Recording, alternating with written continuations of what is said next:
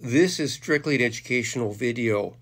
This is not an attempt to either insult or attack any person or any political party.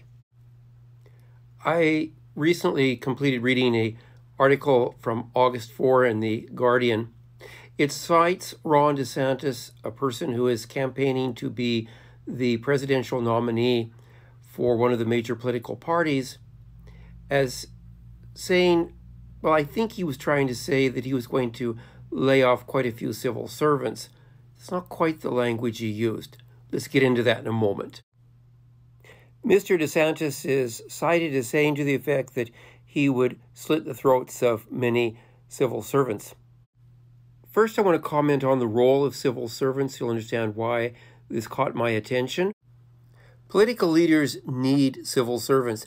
They are the people who kind of ensure that the policies of a government are actually carried out. And a knowledgeable, experienced civil servant is worth their weight in gold because they know all the policies inside and out. They know how to make the government work for people who are the citizens in the area, for people who are essentially the clients of the government. I worked as a civil servant for about 8 or 9 years roughly. And I want to say this, I was expecting there to be, quite a few people who didn't work very hard who were civil servants.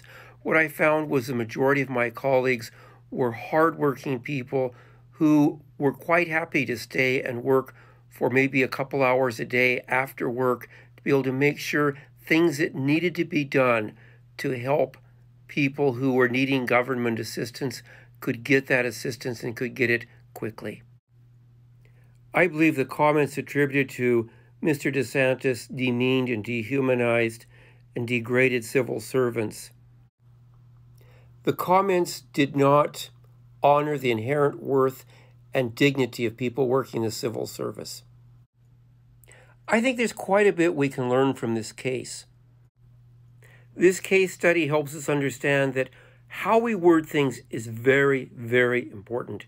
We do not want to needlessly wound people by using terms that can grab attention and headlines because they're inflammatory.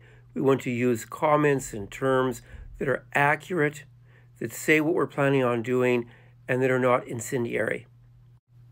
And this is doubly true when you depend on those people to do important tasks for society.